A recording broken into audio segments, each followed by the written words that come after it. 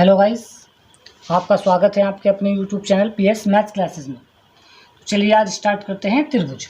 इससे पहली वीडियो में आपने देखा होगा कि त्रिभुज के प्रकार कितने होते हैं, कौन कौन से त्रिभुज होते हैं। भुजाओं के आधार पर हमने बताया था 3 प्रकार के त्रिभुज भुजाओं के आधार पर होते हैं और 3 प्रकार के त्रिभुज कोणों के आधार पर होते हैं। आई होप आपको वो अच्छे से समझ में आए होंगे।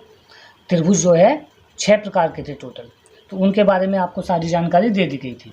तो चलिए आज हम देखते हैं कुछ त्रिभुज से यानी कि त्रिभुज से संबंधित कुछ नए नियम। देखिए क्या होता है। सबसे पहली बात, यदि 7, 8, 15 ये हमने 3 साइडें लिख दी हैं। इन 3 साइडों से क्या कोई त्रिभुज संभव है? इस चीज़ का अगर पता लगाना है कि भाई इन 3 साइडों से क्या कोई त्रिभुज बन सकता है या नहीं बन सकता, इस तरीके से पूछ लिया जाता है कि किसी भी 3 साइडों को देख करके आप कैसे बताएंगे कि इनसे त्रिभुज संभव है या नहीं। बहुत इंपॉर्टेंट कॉन्सेप्ट है, इसको ध्यान से समझ लेना। देखिए होता क्या है, कोई सी भी एक भुजा लीजिए और वो भुजा अन्य 2 भुजाओं के योग से क्या आनी चाहिए? छोटी आनी चाहिए और उनके अंतर से बड़ी आनी चाहिए। ये ध्यान देने वाली बात है। तो ऐसी कंडीशन में हमें क्या करना चाहिए कि सबसे बड़ी भुजा को उठा लो। तो जो सबसे बड़ी भुजा है 15, अब जो अन्य 2 भुजा बची इन दोनों का टोटल करके देखिए ज़रा। इन दोनों का टोटल किया तो कितना आया? 15। तो अब ये 15 जो है ये वाली भुजा इस वाली भुजा से बड़ी तो आई नहीं, बराबर आई। तो अगर बराबर आती है तो भी त्रिभुज संभव नहीं है, छोटी आएगी तो भी त्रिभुज संभव। सॉरी, ये वाली जो साइड है इन दोनों के कोई सी भी एक साइड ले लो, बाकी 2 भुजाओं के योग से छोटी होनी चाहिए, तभी त्रिभुज संभव है। और जो 2 भुजाओं को जोड़ रहे हैं उनके योग से तो छोटी होगी और उनके अंतर से बड़ी होती है, हमेशा बड़ी होती है। ये बात ध्यान रखना। जैसे हमने कहा कि एक 8 है और एक 15 है और एक 23 है, तो इससे भी नहीं बनेगा। 20 ले लीजिए। अब इसमें देखेंगे तो ऐसी चीज़ का पता लगाने के लिए सबसे अच्छा तरीका है कि आप सबसे बड़ी वाली साइड को ले लो, जो भी सबसे बड़ी साइड होगी उसको उठा लो और अन्य 2 साइडों के टोटल करके देख ली, उससे छोटा आना चाहिए। तो ये जो 20 है 15 और 8 23 से छोटा है, यानी कि जो 20 की वैल्यू है ये छोटी है 23 से। और 15 में से 8 घटाइए, कितना बचा? 7। 7 जो है 7 से बड़ी है। तो ये कंडीशन ध्यान रखनी है कि यदि किसी त्रिभुज की 3 साइड दे रखी होंगी तो उसमें हमेशा ध्यान रखना कि कोई सी भी एक साइड अन्य 2 साइड के योग से छोटी होती है और उनके अंतर से बड़ी होती है। किसी भी साइड को देख करके हम पता लगा सकते हैं। अब देखिए इससे रिलेटेड कुछ अलग से क्वेश्चन बनते हैं, वो कैसे बनेंगे चलिए देखिए किस तरीके से क्वेश्चन बनते हैं।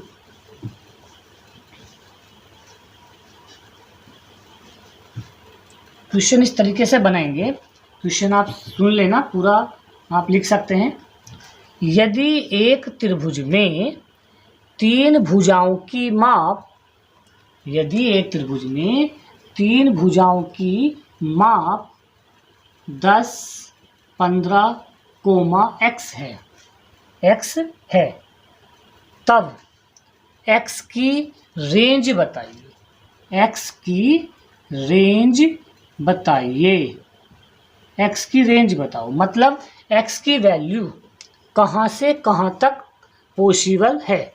x की वैल्यू कहाँ से कहाँ तक पॉसिबल है, मतलब क्या मान आ सकता है x का। तो देखिए अभी हमने एक चीज़ बताई थी कि अगर हम कोई साइड लेंगे तो ये जो अज्ञात साइड है ये जो वैल्यू होगी इन दोनों के टोटल से तो छोटी होगी और इनके अंतर से बड़ी होगी। अगर हमें x की रेंज निकालनी है तो क्या करेंगे, x की जो वैल्यू है वो इनके अंतर से तो बड़ी होगी और इनके टोटल से छोटी होगी। तो ये इसकी रेंज आ गई। x की रेंज कितनी आ गई? 5 से बड़ी होगी और 25 से छोटी होगी, मतलब 6 से लेके 24 तक वैल्यू हो सकती है, कुछ भी हो सकता है। तो तो इसको कहते हैं हम एक्स की रेंज निकालना। तो किसी भी साइड की हम रेंज ज्ञात कर सकते हैं इस तरीके से। तो इस प्रकार यदि किसी त्रिभुज की दो साइड दे रखी होंगी और तीसरी साइड अज्ञात होगी तो हम ये बता सकते हैं कि उस तीसरी साइड की रेंज क्या होगी, यानी कि कहाँ से कहाँ तक उसकी वैल्यू पॉसिबल है। तो चलिए इसी प्रकार देखिए एक आध क्वेश्चन किस टाइप से और प्रश्न पूछेगा। अब इसमें क्या कह सकता है, यदि भुजाएं 10, 15, x हैं तो x के कितने मान संभव हैं। देखिए या तो ये कहेगा कि यदि त्रिभुज की 3 भुजाएं ये दे दी तो x के कितने मान संभव है, या ये पूछ सकता है कि इनके द्वारा कितने त्रिभुज संभव हैं। इससे पहले क्या बताया था, x की रेंज निकालना। अब ये भी पूछ सकता है कि x के कितने मान संभव हैं, या ये पूछ सकता है कि इस तरीके से कितने त्रिभुज संभव हैं। तो क्या तरीका है देखिए। सबसे पहली बात, अभी हमने रेंज निकाली थी तो क्या पता चला था कि जो भी x की वैल्यू होगी हमारी वो 15 और 10 25 से तो छोटी होगी और इन दोनों का जो अंतर आएगा उससे बड़ी होगी। अर्थात x के जो मान होंगे पूर्णांक, एक चीज़ और बोलता है इसमें कि x एक पूर्ण संख्या है, पूर्णांक है। तो जब x एक पूर्णांक है तो 6 हो सकता है, 7 हो सकता है, 8 और एंड सो ऑन कहाँ तक हो सकता है, 24 तक। तो यानी कि x के मान 6 से लेकर के कहाँ तक संभव है, 24 तक संभव है। तो ये कितने मान होंगे 6 से 24 तक, कैसे निकालते हैं, 24 में से 6 घटा दो, 24 में से 6 घटा दो, 18 आ गया और 1 जोड़ देते हैं। तो इसको हम कहेंगे कि x के 19 मान संभव हैं। x के कितने मान संभव हैं, x के 19 मान संभव हैं। तो जितने मान x के होंगे उतने ही त्रिभुज पॉसिबल है, अर्थात 19 ही त्रिभुज बन सकते हैं। कितने त्रिभुज बन सकते हैं, इन साइडों से 19 त्रिभुज बन सकते हैं। तो इस तरीके से कुछ भी पूछ लेता है। अब एक चीज़ देखिए, यहाँ से आप वो शॉर्ट ट्रिक देखेंगे आप कि यदि हम इस x के मान निकालना चाहें या ये निकालना चाहें कि इनके द्वारा कितने मान संभव है, कितने त्रिभुज संभव है, तो एक छोटी सी ट्रिक है। क्या ट्रिक है कि इन तीनों साइडों में जो सबसे छोटी दिखाई दे रही है ये वाली, 2 तो दे रखी है, ये तो अज्ञात है, तो इस सबसे छोटी वाली का 2 गुना करके 1 घटा दो, 2 ढाई 20 और 20 में से 1 चला गया तो कितना आंसर आया हमारा, 19 आंसर आया। देखिए तो ये ट्रिक हम लगा सकते हैं कि कितने त्रिभुज संभव हैं। इस तरीके से अगर आप कोई और एग्जाम्पल लेकर देखना चाहें तो दूसरा एग्जाम्पल लेकर देख लो और यही ट्रिक फॉलो करना हो जाएगी। जैसे अभी हम कुछ संख्या चेंज कर दें कि 7, 8 और x लिख दिया हमने। अब इस x के कितने मान संभव हैं, इस x के 7, 8 से नहीं पॉसिबल नहीं बनेगा। यहाँ से ले लो आप 17, 18 कर लो और इसको कर लो 13। इस तरीके से हमने कर लिया। तो 13, 18, x से अब कितने मान संभव हैं इसके 13, 18 x के। देखिए वही चीज़ आ गई कि x की जो भी वैल्यू होगी वो छोटी होगी कितने से, 13 और 8 31 से छोटी होगी और इन दोनों के अंतर से बड़ी होगी। तो कितने मान पॉसिबल हैं, 6, 7, 8 एंड सो ऑन 30 तक पॉसिबल हैं, क्योंकि 5 से बड़ा और 31 से छोटा। तो 6 से लेके 30 तक पॉसिबल है। और 6 से 30 तक कितनी संख्या होंगी, 30 में से 6 घटाओ, कितना बचा 24 और 1 जोड़ दीजिए, कितने हो गए 25। ये हमारा बेसिक तरीका लगाया। अब आप ट्रिक से देखिए, शॉर्ट ट्रिक क्या कहती है हमारी, इस शॉर्ट ट्रिक कहती है कि छोटी वाली संख्या का दुगुना कर दो और 1 घटा दो। तो 26 में से 1 घटा दिया, कितना आया 25। कितने त्रिभुज संभव हैं, 25 त्रिभुज संभव हैं। तो इस प्रकार हम भुजाएं दे रखी होंगी 2 और तीसरी भुजा अज्ञात होगी, उनसे बता सकते हैं कि कितने त्रिभुज संभव हैं। ओके, चलिए नेक्स्ट देखते हैं। तो देखिए इस त्रिभुज को ध्यान से प्रश्न में देखिए क्या कहा है। उन सभी त्रिभुज के परिमापों का योगफल ज्ञात कीजिए जिनकी भुजाएं 14 सेमी, 25 सेमी और x सेमी हैं। हमें मतलब इन 3 भुजाओं से जितने भी त्रिभुज बन सकते हैं उन सब के परिमापों का योगफल ज्ञात करना है हमें। ठीक, तो सबसे पहले हमें तो यही पता करना पड़ेगा कि ये त्रिभुज कितने संभव हैं, कितने त्रिभुज संभव हैं, उससे हमें ज्ञात कर सकते हैं। तो देखिए कैसे निकालेंगे। अभी बताया था कि x के क्या क्या मान, देखो जितने x के मान संभव होंगे उतने ही त्रिभुज संभव होंगे। ठीक, तो सबसे पहली बात तो आप ये कर लीजिए कि x के क्या क्या मान संभव है। तो x के संभव मान निकालने का तरीका हमने बता दिया पहले ही आपको कि x की जो भी वैल्यू होगी 25 और 14 39 से छोटी होगी और इनके अंतर कितना आया 11 से बड़ी होगी।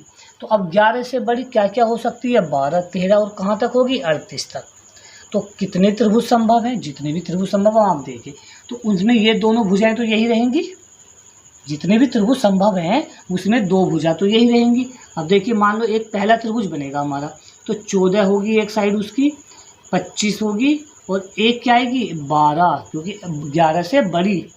फिर जो दूसरा त्रिभुज संभव होगा उसकी एक 13 होगी। फिर अगला त्रिभुज लेंगे तो 14, 25, 14 होगी। ऐसी चलती चली जाएंगी ये तो सब, और कहाँ तक जाएंगी ये, लास्ट में क्या होगा 38 पॉसिबल होगा।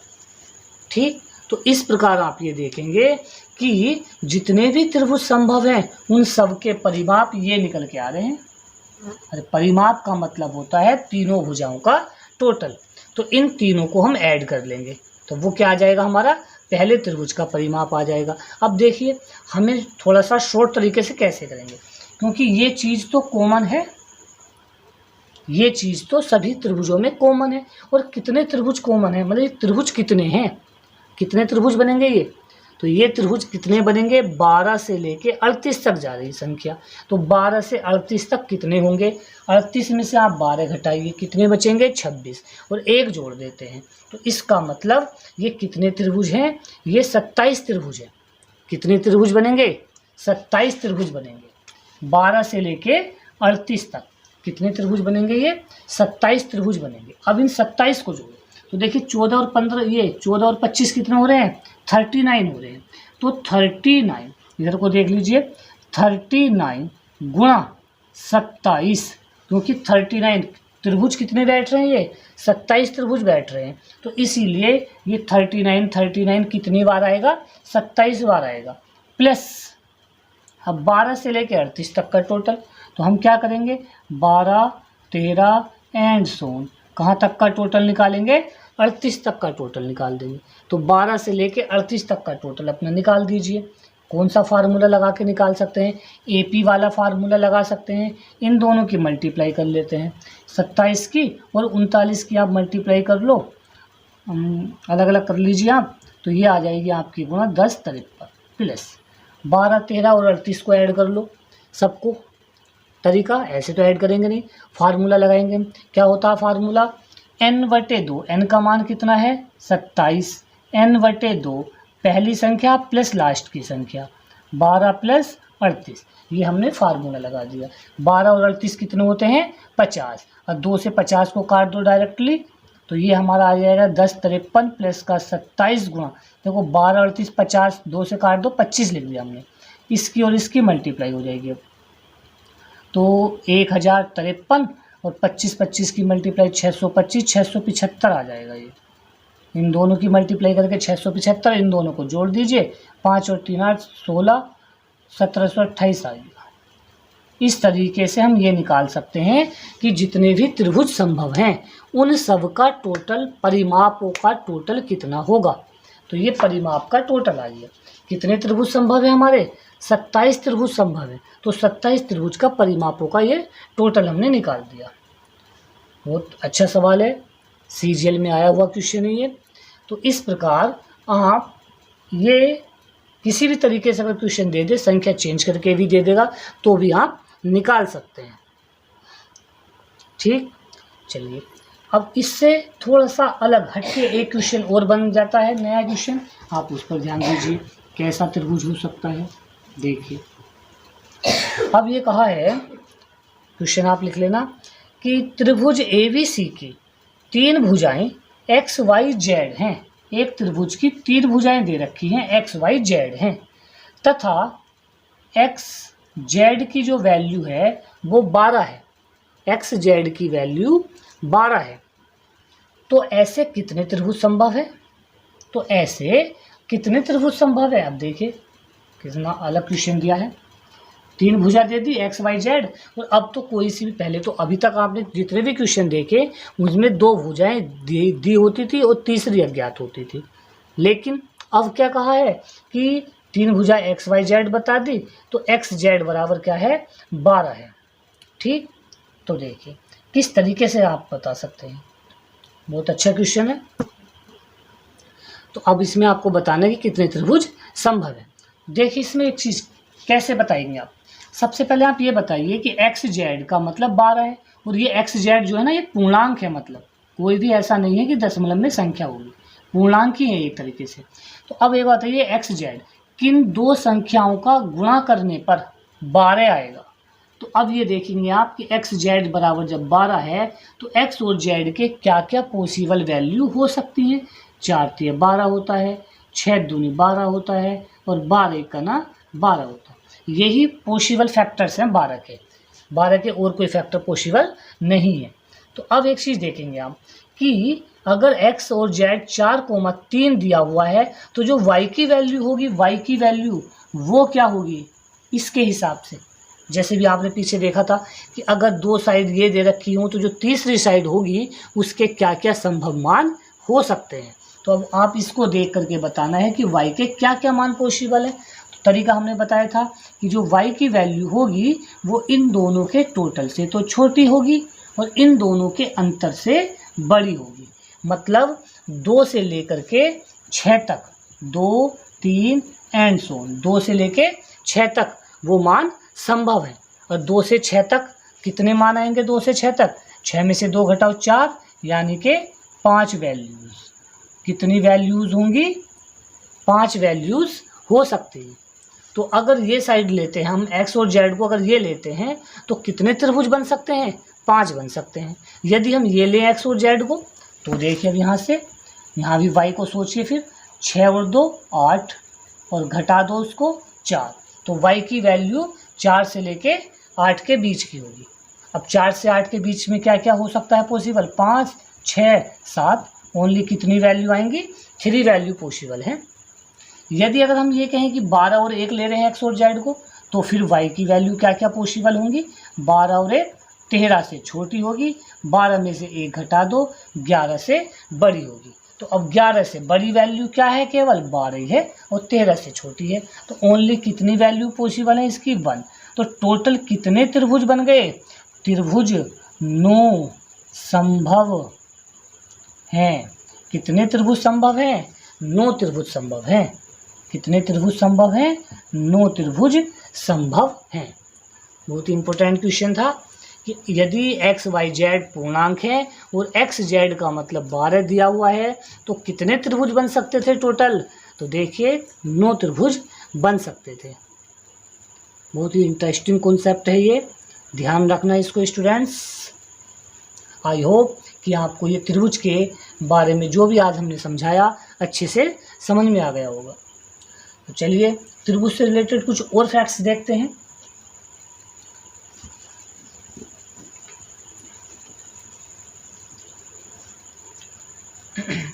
तो अब आप देखेंगे, देखिए कि यदि कोई त्रिभुज दिया हुआ है, त्रिभुज एक तो ये न्यूनकोण त्रिभुज, एक ये समकोण त्रिभुज, वेरी इंपॉर्टेंट कॉन्सेप्ट है जो हम आपको बताने जा रहे हैं। एक होता है हमारा अधिक कोण त्रिभुज, इस टाइप से, ये क्या है हमारा अधिक कोण त्रिभुज। इसे क्या कहेंगे हम? इसे हम कहेंगे न्यून कोण, इसे तो हम कहेंगे न्यून कोण त्रिभुज। इसको हम क्या कहेंगे? समकोण त्रिभुज। और इसको हम क्या कहेंगे? अधिक कोण, अधिक कोण। त्रिभुज। तो अब आप देखिए, ये क्या है साइड ए, ये क्या साइड बी, और ये साइड क्या है सी। ऐसे इसमें लिख दीजिए ए, इस पे यहाँ लिख दीजिए बी, और ये लिख दीजिए सी। सभी में एक जैसी नाम रख दो, ए बी सी, ए बी सी। ठीक है। न्यून कोण की क्या पहचान होती है कि सारे कोण न्यून कोण होते हैं। समकोण में क्या होता है कि एक कोण 90 डिग्री का होता है और बाकी जो दो कोण होते हैं वो न्यून कोण होते हैं। और अधिक कोण में क्या होता है, एक कोण अधिक कोण होता है, बाकी दो न्यून कोण होते हैं। तो इसमें हमें जो विशेषता है वो हम बताना क्या चाह रहे हैं, एक बात ध्यान देना। देखिए, न्यून कोण त्रिभुज में कोई सा भी एक कोण लिया, अगर हम बात करें इस वाले कोण की, न्यून कोण है ये, कोण सी के सामने की भुजा को सी से लिखते हैं, छोटा सी। कोण बी के सामने की भुजा को हम बी से डिनोट करते हैं। कोण ए के सामने की भुजा को हम ए से डिनोट करते हैं। इसी प्रकार सभी में ऐसा ही होना है। कोण ए के सामने की भुजा ए, कोण बी के सामने की बी, और ए के सामने की ए आ गई। इस टाइप से सी के सामने की भुजा क्या हो गई, सी हो गई। तो अब एक रिजल्ट निकल के आता है, वेरी इंपॉर्टेंट रिजल्ट है ये, वेरी मोस्ट रिजल्ट क्या है। आपने पढ़ा होगा कि कर्ण का वर्ग बराबर लंब का वर्ग प्लस आधार का वर्ग। ये तो सभी जानते हैं कि समकोण त्रिभुज में ये पाइथागोरस प्रमेय होती है, यानी कि कर्ण का वर्ग बराबर लंब का वर्ग प्लस आधार का वर्ग। ये आधार, ये लंब। तो कहने का मतलब है कि समकोण त्रिभुज में जो कर्ण होता है, यानी कि जो 90 डिग्री का कोण होता है, उसके सामने वाली भुजा का जो स्क्वायर होगा वो अन्य दो भुजाओं के स्क्वायर के बराबर होता है। लेकिन न्यून कोण में देखेंगे कि जो न्यून कोण वाली जो साइड होती है, न्यून कोण तो सारे हैं, कोई सी भी ले लो, तो न्यून कोण के सामने की जो साइड का स्क्वायर होगा वो छोटा होगा ए स्क्वायर प्लस बी स्क्वायर से। इसमें बराबर होगा, इसमें छोटा होगा, और अधिक कोण में क्या होगा, बड़ा होगा। तो सी स्क्वायर बराबर A square plus B square. Very important है ये। ठीक, पता कैसे चलता है, इसका एग्जाम में यूज कैसे होता है वो भी आप देखेंगे अभी। तो आप सबसे पहले ध्यान देना कि देखो, न्यून कोण में जो सबसे छोटा कोण होगा, एक बात विशेष ध्यान देना, न्यून कोण में जो सबसे छोटा कोण होगा तो उसके सामने की साइड सबसे छोटी होगी। अधिक कोण त्रिभुज में क्या होगा, जो कोण सबसे बड़ा होगा उसके सामने की कोण सामने की भुजा सबसे बड़ी होती है। तो कोई सा भी त्रिभुज ले लो आप, यदि कोण छोटा होगा तो सामने की भुजा भी छोटी होगी, कोण बड़ा होगा तो सामने की भुजा भी बड़ी होगी। यही कॉन्सेप्ट इसमें चलता है। तो न्यून कोण में देखो, सी स्क्वायर लेस देन ए स्क्वायर प्लस बी स्क्वायर, इसमें इक्वल होता है और उसमें ग्रेटर देन होता है। तो ये कंडीशन आपको ध्यान रखनी है। इसका यूज एग्जाम में कैसे होगा, देखिए कैसे पता चलेगा। प्रश्न ऐसे आएगा कि एक त्रिभुज की तीनों भुजाएं 4:5:6 के अनुपात में हैं, तो बताइए कि वो त्रिभुज कैसा होगा। तो बताइए कि वो त्रिभुज कैसा होगा, ये हमें बताना है। त्रिभुज के बारे में बताना है, कैसा त्रिभुज होगा। तो अभी हमने कंडीशन बताई थी कि क्या करना है हमें, त्रिभुज के बारे में कैसे बता सकते हैं कि जो भी हमारी इसमें सबसे बड़ी भुजा ले लो, तो सबसे बड़ी भुजा का वर्ग निकालिए। अगर सबसे बड़ी भुजा का वर्ग यानी कि 6 का वर्ग 36, सबसे बड़ी भुजा का वर्ग ले लिया।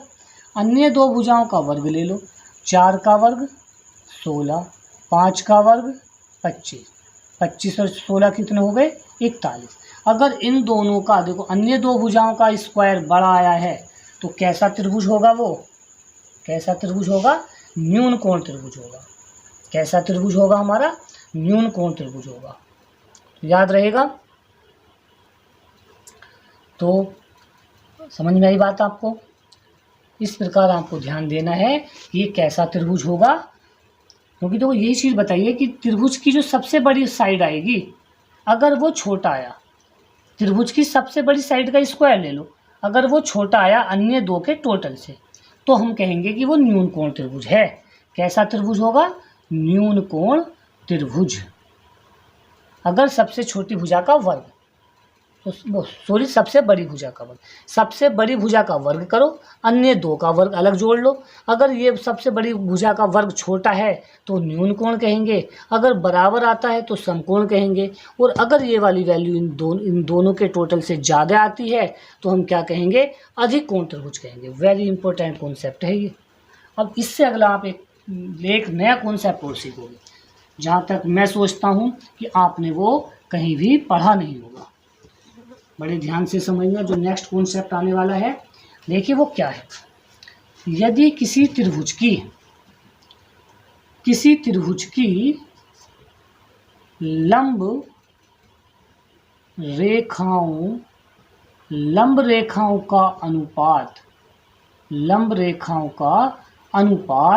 3:4:5 है तो त्रिभुज कैसा होगा।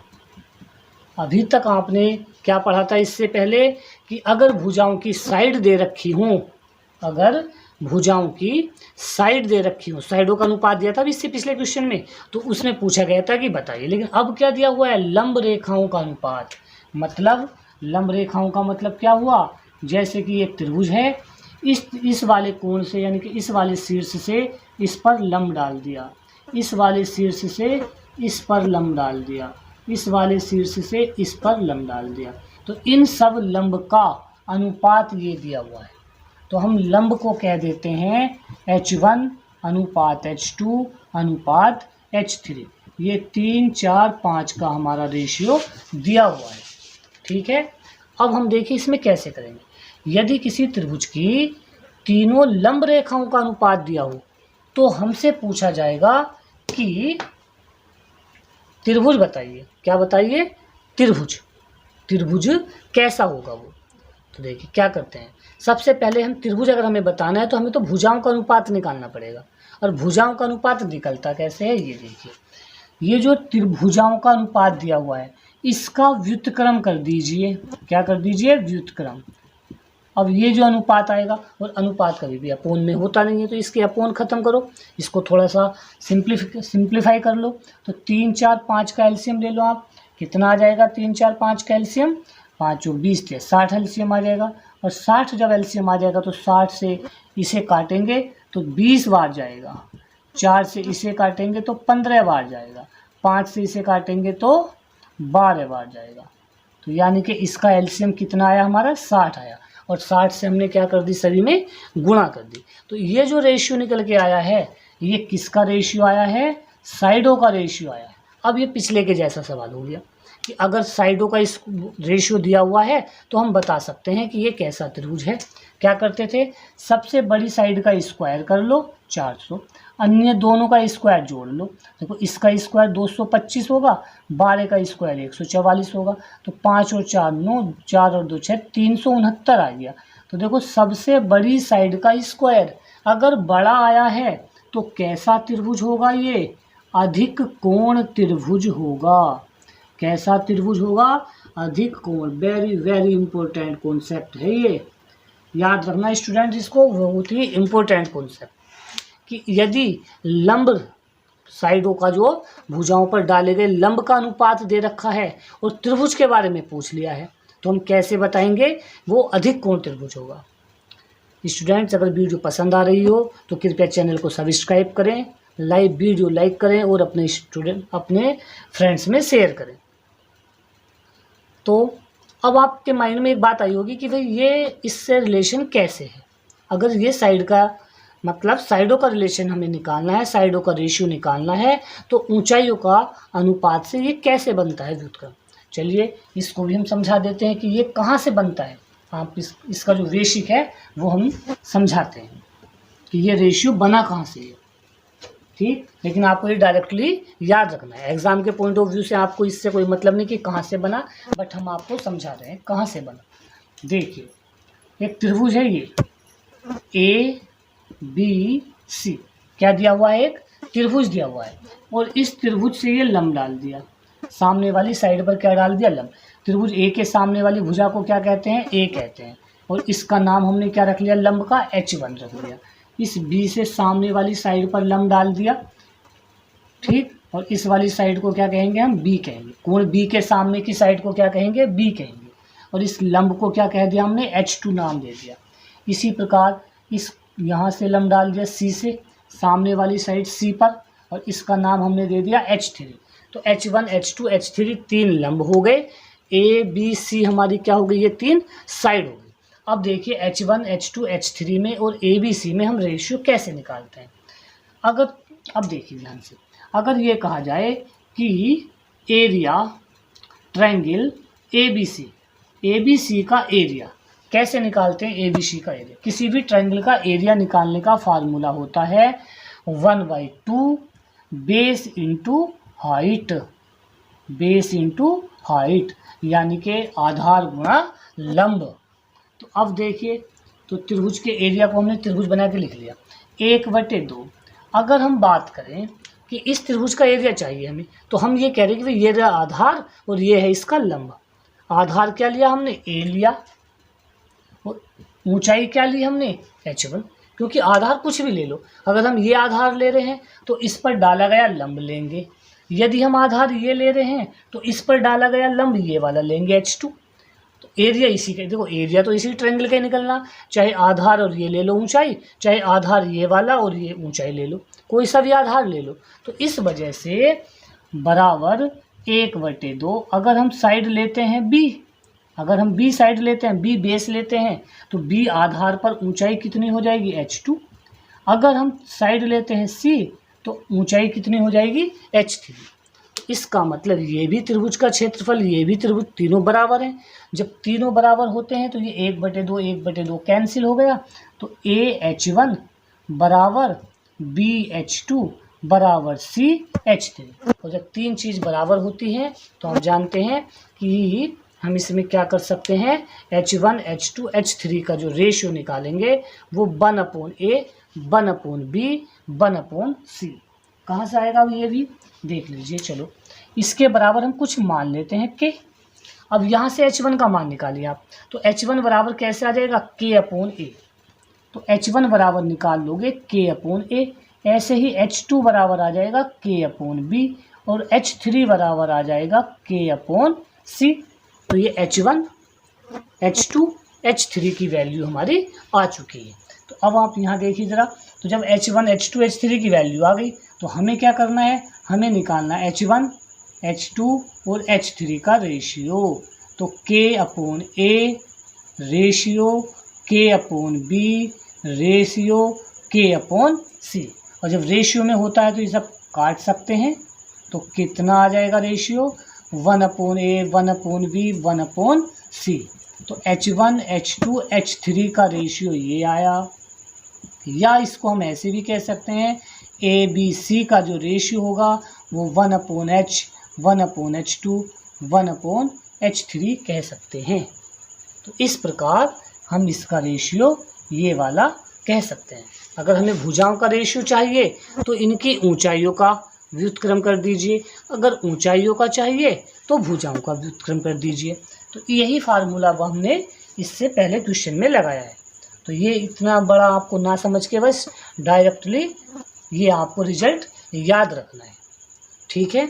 अब देखिए इसका एक यूज और समझ लीजिए आप, कि इसका एक यूज हम कहाँ पे कर सकते हैं, कहाँ पे कर सकते हैं इसका एक यूज। देखिए एडवांस का पोर्शन चल रहा है आपका ये कंपटीशन में, और जो लेखपाल की वैकेंसी आने वाली है उसके दृष्टिकोण से ये बहुत ही इम्पोर्टेंट टॉपिक है। त्रिभुज से कम 2 से 3 सवाल आपके एग्ज़ाम में ज़रूर आएंगे। तो देखिए इसमें क्या है इसका रोल, इसमें ऐसे दिया रहेगा कि एक त्रिभुजाकार खेत है हमारा, और इसकी ये वाली जो साइड दे रखी है, मान लीजिए ये साइड 10 दे दी है, ये वाली साइड हमारी 15 दे दी गई है, ये वाली साइड हमारी क्या दे दी गई है, 15 दे दी गई है। और जो 10 वाली साइड है इस पर डाला गया जो हमारा लंब है वो 4 सेंटीमीटर है। कितना है, 4 सेंटीमीटर है। तो 15 वाली जो साइड है इस पर डाले गए लंब की माप हमें ज्ञात करनी है। इस टाइप से सवाल देगा कि एक त्रिभुजाकार खेत है, इस वाले साइड ये दे दी, इसका लंब 4 दे दिया, इस वाले की साइड 15 दे दी, तो इसका जो लंब होगा वो कितना होगा। तो ऐसी कंडीशन में आप क्या करेंगे? देखिए अभी हमने बताया था कि अगर हम इस त्रिभुज के क्षेत्रफल की बात करें तो क्या होगा? आधार गुणा ऊंचाई, 1/2 आधार गुणा ऊंचाई। तो डायरेक्टली बस सीधा सीधा आपको क्या करना है कि ये वाला आधार गुणा ये वाली ऊंचाई बराबर ये वाला आधार गुणा इस वाले की ऊंचाई, इस टाइप से करना। और जो वो 1/2 रहता है ना, वो ये तो ये समझ लीजिए कि 1/2 इसके साथ भी है, 1/2 इसके, वो तो कैंसिल हो गया। तो ये तो चीज़ लिखिए या मत लिखिए, डायरेक्टली बस ये दोनों लिख लीजिए। तो अब हमें h का मान निकालना है, तो ये 15 इसके बटे में आ जाएगा, इस टाइप से 15 आ जाएगा। तो h की वैल्यू हमारी निकल जाएगी, 5 तिया 15 और 5 दूनी 10, तो 2 चौक 8/3। तो हमारा h की जो वैल्यू आ गई वो 8/3 आ गई। 3 दूनी 6, बचे कितने? 2 बचे, पॉइंट लगा के 0, 3 6 18.66 सेंटीमीटर हमारा आ जाएगा। अगर ये सेंटीमीटर में दे रखा होगा 10 सेंटीमीटर, तो हमारा आंसर भी सेंटीमीटर में ही आएगा। तो इस प्रकार से ये वाला जो कॉन्सेप्ट है यहाँ पर वर्क करेगा। ओके, तो आई होप कि आपको आज की वीडियो पसंद आई होगी। अगली वीडियो में और मिलेंगे आपको कुछ नए कॉन्सेप्ट के साथ। त्रिभुज अभी काफ़ी वास्ट चैप्टर है ये, और इससे रिलेटेड काफ़ी क्वेश्चन बनते हैं। अभी तो ये स्टार्टिंग हुई है, अभी इसकी 2-3 वीडियो आपको और मिलेंगी जिसमें आपको और भी अच्छे से अच्छे कॉन्सेप्ट देखने को मिलते हैं। चलिए, धन्यवाद।